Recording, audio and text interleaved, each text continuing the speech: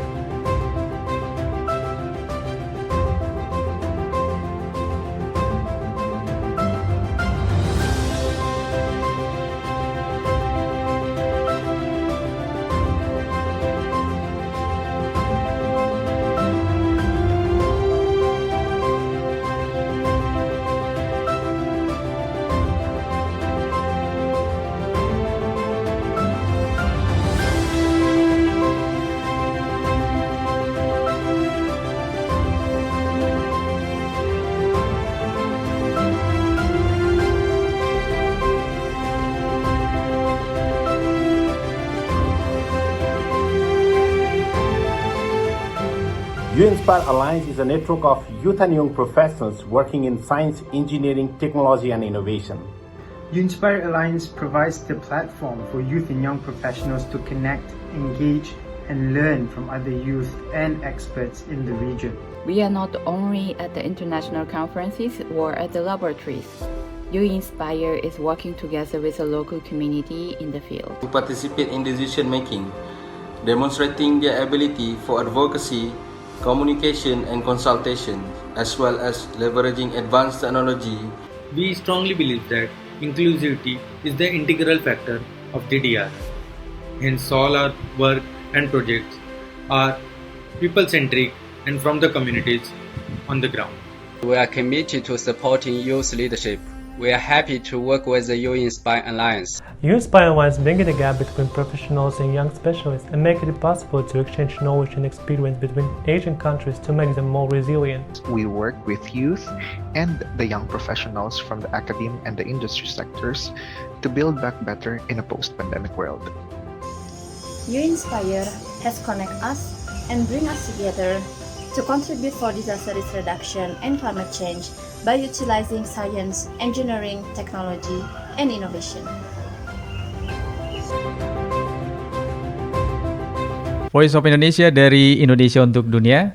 Pendengar, berjumpa lagi dalam wawancara khusus Voice of Indonesia. Kali ini kita akan membahas tentang jalan menuju the third International Workshop for Youth and Young Practitioner dalam mitigasi penanggulangan bencana alam dan iklim, bersama dengan dua tamu istimewa saya yang sudah hadir di studio Voice of Indonesia. Yang pertama langsung saya perkenalkan, Dr. Rahma Hanifa. Beliau ini dari BRIN, kemudian juga selaku Sekjen U-Inspire Alliance Indonesia. Mbak Rahma, selamat datang di Voice of Indonesia, apa kabar? Alhamdulillah, terima kasih banyak Mas. Senang sekali hari ini bisa berada di RRI Voice of Indonesia. Oke, saya juga senang sekali karena di BRIN itu orang-orang hebat, peneliti-peneliti yang luar biasa, Dan sekarang ada di sebelah saya nih, bisa ngobrol-ngobrol. Wah, terima kasih. Kemudian juga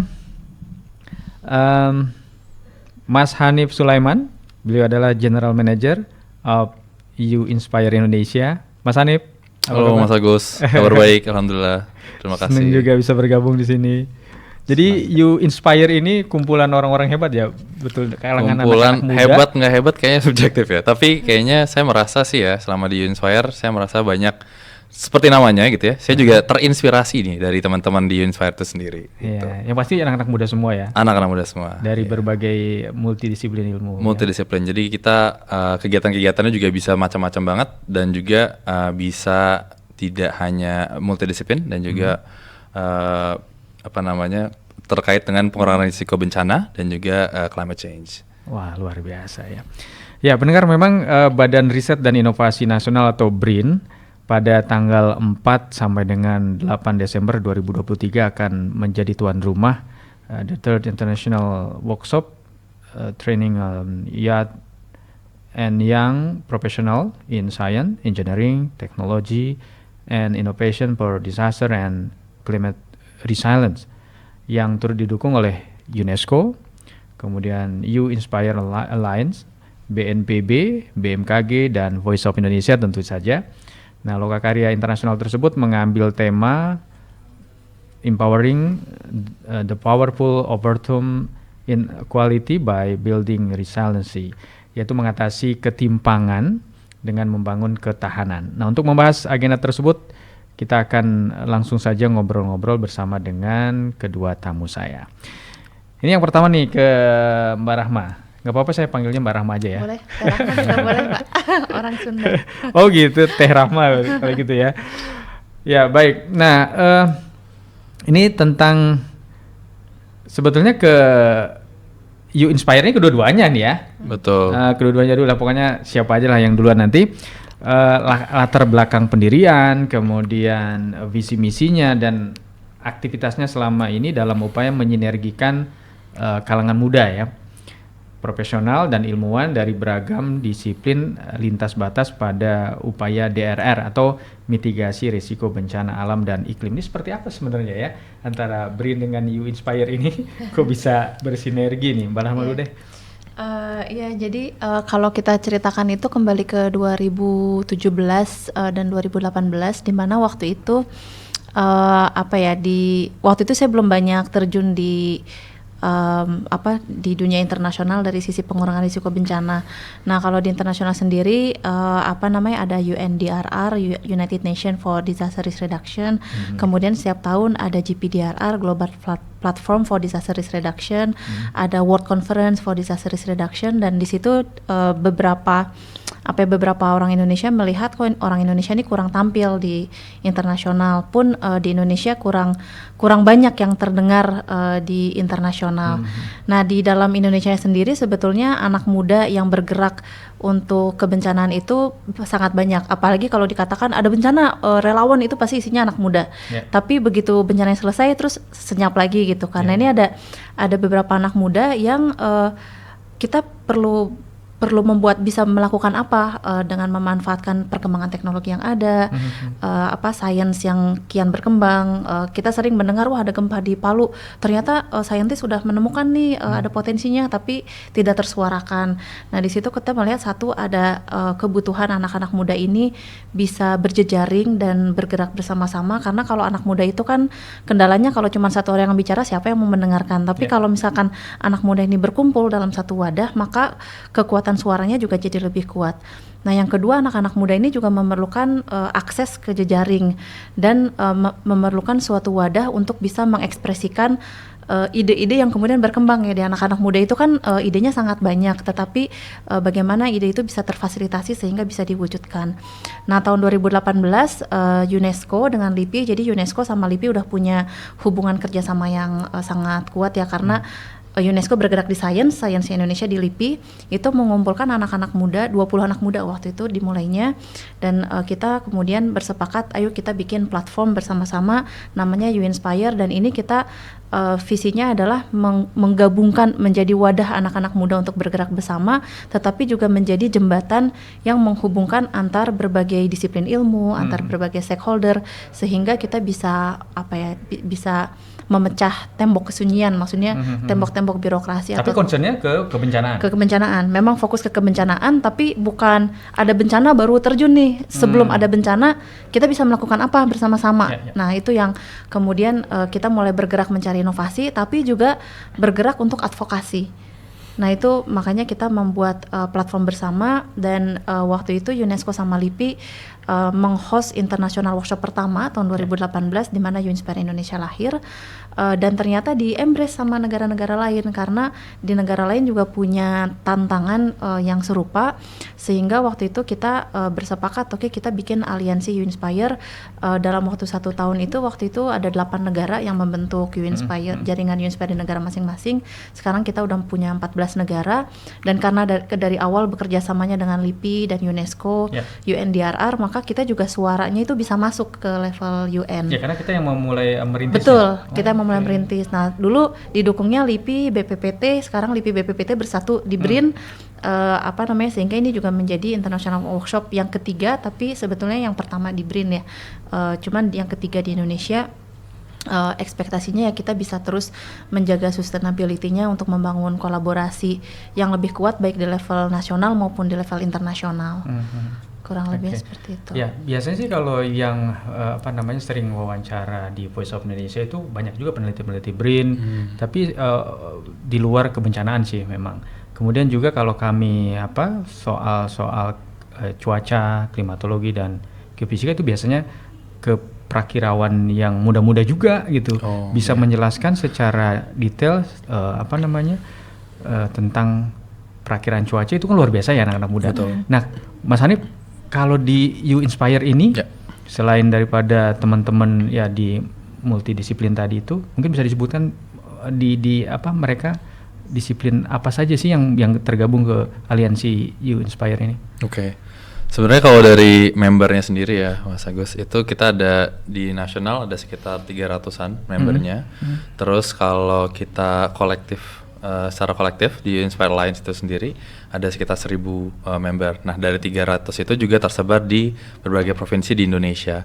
Nah, untuk list satu persatu backgroundnya, saya juga nggak hafal, cuman memang sangat bervariasi. Ada yang kalau saya sendiri, background saya cukup teknis di bidang ilmu kebumian, yaitu geologi. Oh, geologinya? Ya, saya geologi.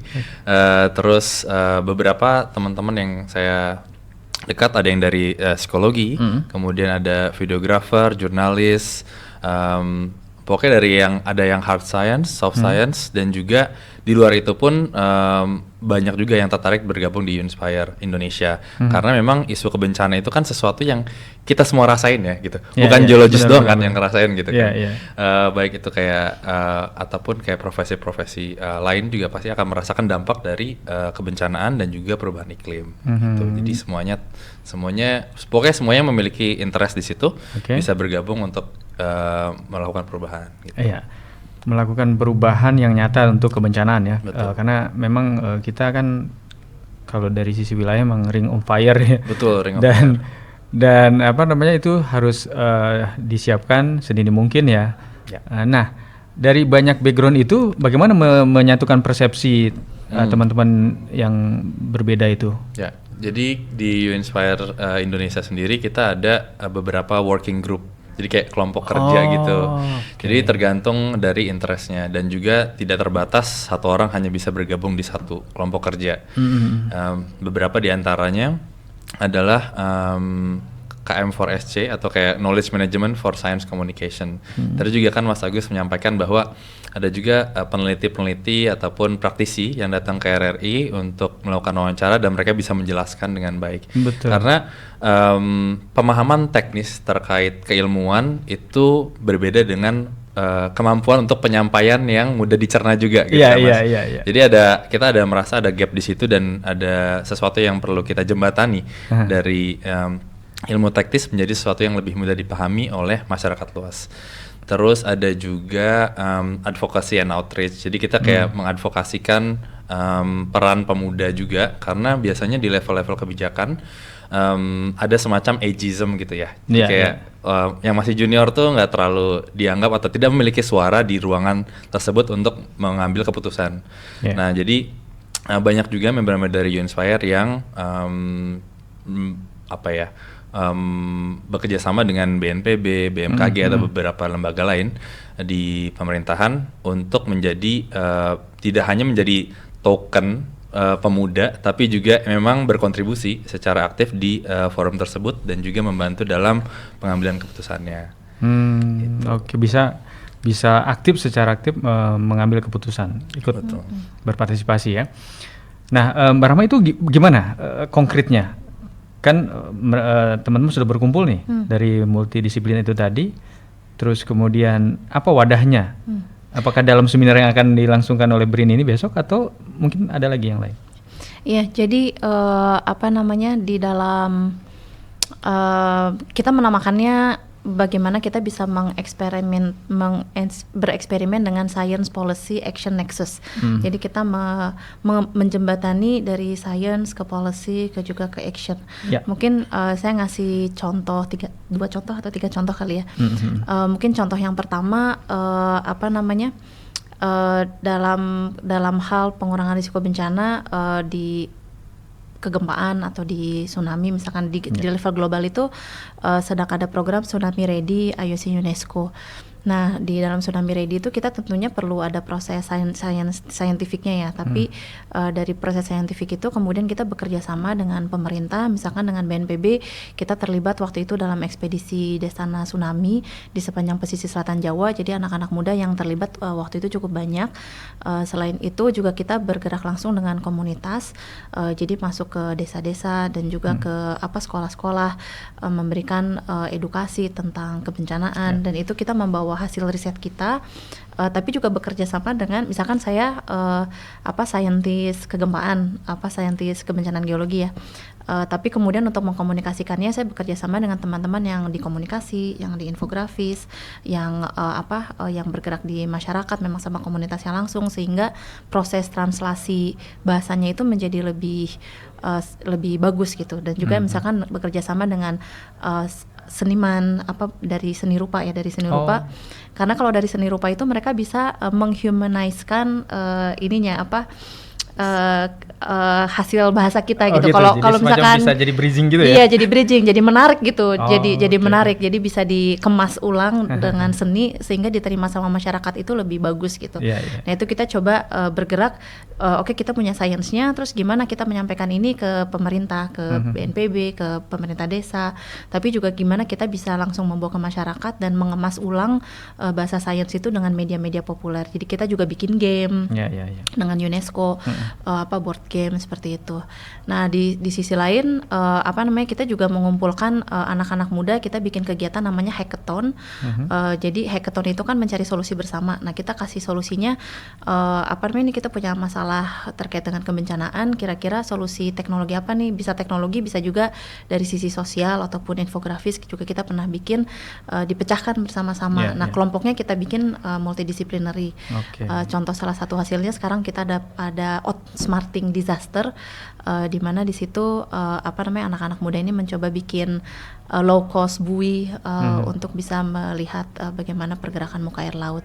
Nah, mungkin satu contoh yang lain yang kemudian kita bisa tembus itu adalah kita bisa duduk di high level meeting di United Nations, di PBB. Jadi di PBB itu sekarang kan suara anak muda juga menjadi salah satu yang dipertimbangkan.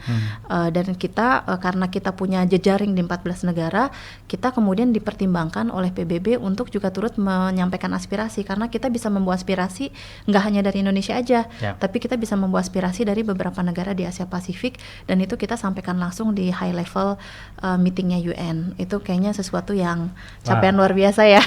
Keren ya. Nah, mungkin bisa ditambahkan oleh Mas Hanif. Apa yang direkomendasikan oleh teman-teman di working group yang sudah dilakukan untuk isu-isu global ya?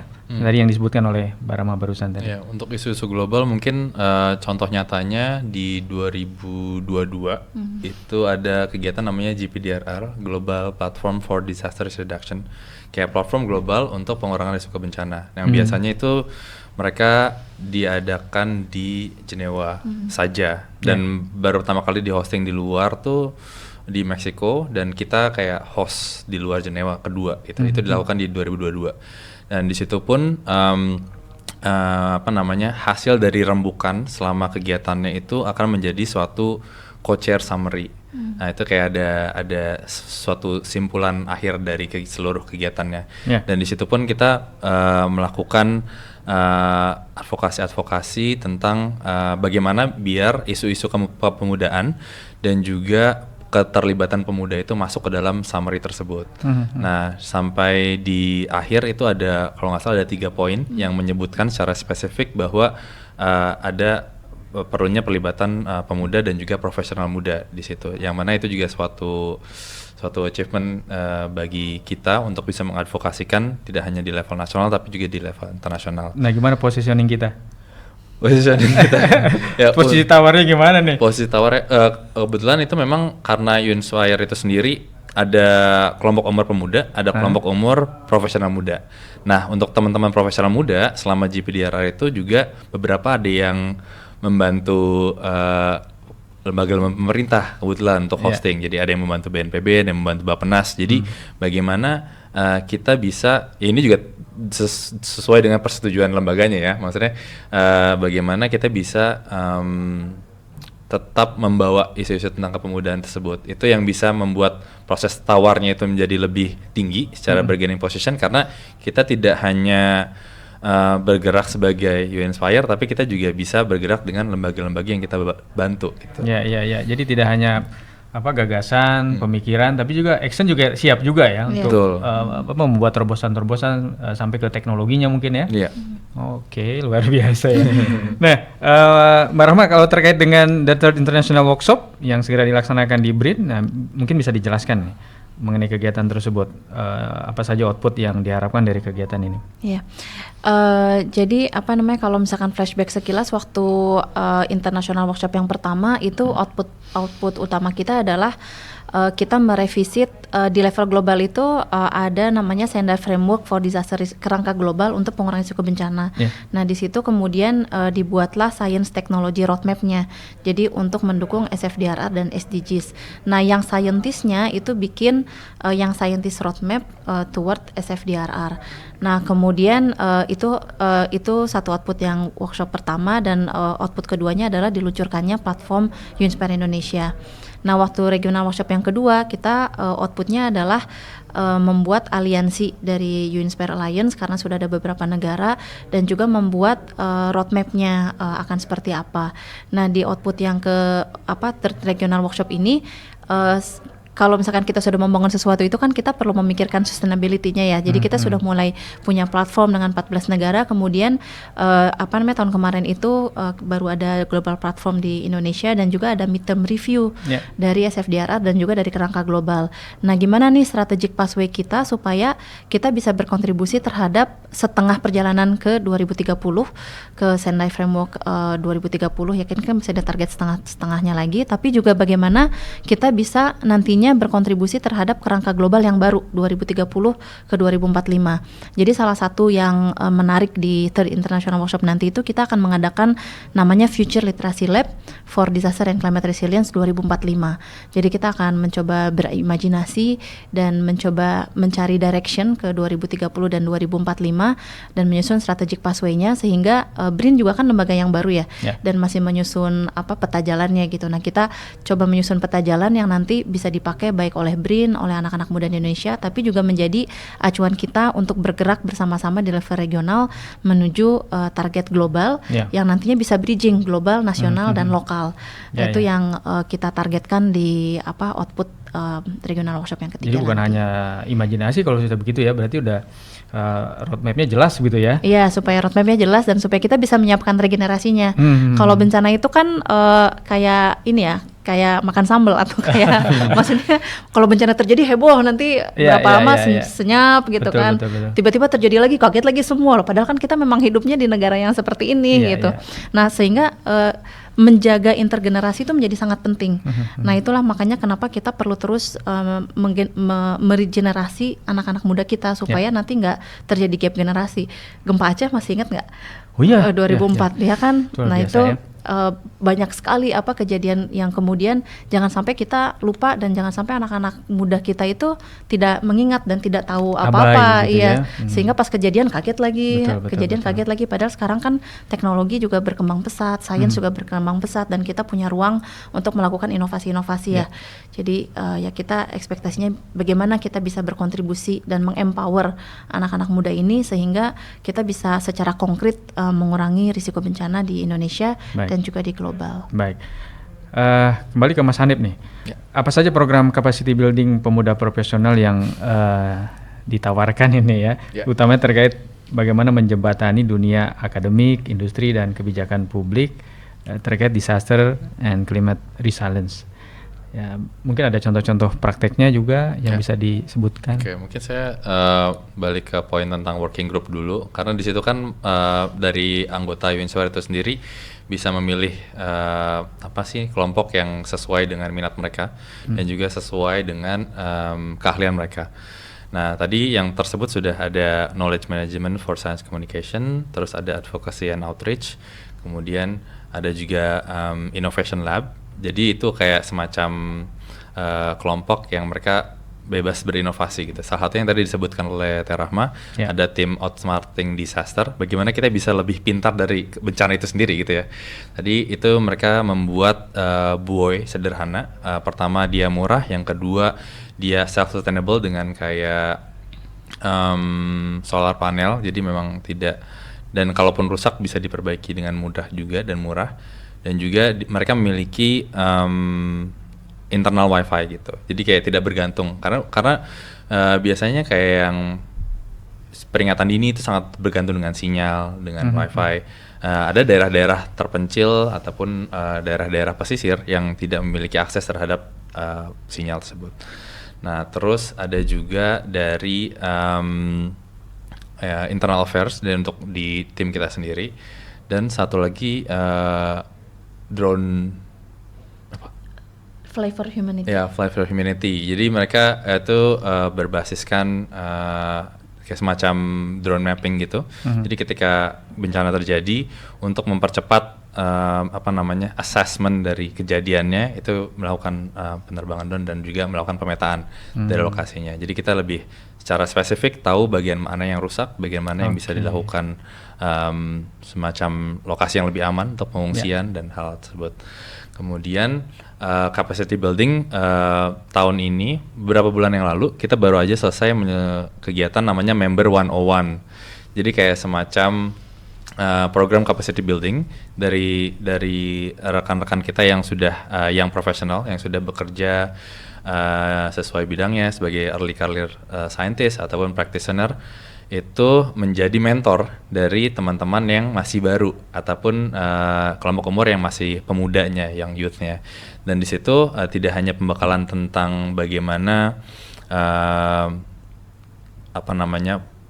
bekerja di bidang kebencanaan dan juga tentang capacity building. Di akhir itu kita ada semacam mini grant gitu. Jadi kayak mereka bisa berkelompok dan mereka bisa membuat suatu project yang menarik dan kreatif dalam pengurangan risiko bencana juga. Baik, luar biasa. Yang pasti ini bukan hidden agenda, bukan silent action juga ya. Nyata-nyata bisa dirasakan dan dilihat oleh masyarakat ya. Ini termasuk saya juga jadinya kok ternyata asik juga ngobrol sama para peneliti ya. Dikirain bakal nggak nyambung, ternyata asik juga ya kalau sudah mendalami seperti itu. Sayang sekali waktu kita terbatas, dan terima kasih Mbak Rahma, Mas Hanif. Mungkin ada yang ingin disampaikan, pernyataan penutup dari Mas Hanif dan Mbak Rahma. Mas Hanif dulu deh. Saya dulu ya. Mungkin saya mau membahas tadi sempat tersebutkan kegiatan kita sebentar lagi adalah The Third International Workshop untuk pemuda dan profesional muda di bidang kebencanaan dan juga resiliensi iklim. Nah, tagline-nya adalah empowering the powerful. Jadi kita ingin mengubah paradigma bahwa pemuda dan profesional muda itu adalah kelompok yang lemah ataupun marginal gitu ya. Tapi sebenarnya pemuda dan profesional muda ini adalah kelompok yang kuat, dan event ini pun kita ingin menguatkan yang kuat dan juga kayak untuk bisa kuat kita harus bersatu gitu ya. Makanya kita bikinnya eventnya skala internasional gitu. Jadi tidak hanya kita membangun sesuatu secara lokal, nasional, regional, dan tahap berikutnya adalah internasional. Sehingga semoga banyak kerja-kerja di bidang bencana dan juga perubahan iklim yang bisa saling terkait satu sama lain, tidak terbatas geografi. Gitu. Baik. Dan dari Mbak Rahma terakhir? Ya, terima kasih. Jadi dari saya sendiri juga Indonesia ini merupakan negara yang sangat banyak kejadian bencananya, tetapi dan tidak hanya di Indonesia ya, juga di Asia Pasifik itu kejadian bencananya sangat besar. Di sisi lain juga anak muda itu kan usianya yang paling banyak dan produktif.